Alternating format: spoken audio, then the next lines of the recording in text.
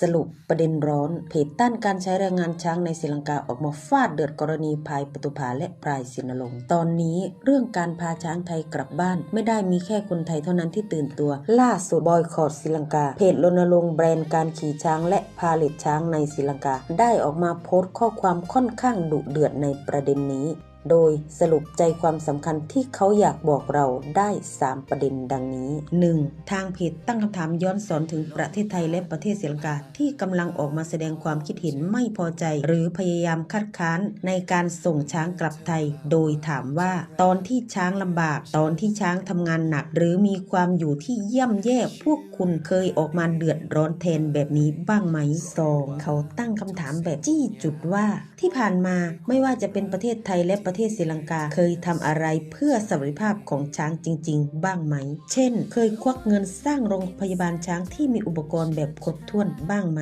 หรือมีมาตรการอะไรที่ชัดเจนในการดูแลสวัสดิภาพช้างบ้างไหมคำตอบที่เขาเฉลยคือไม่เลย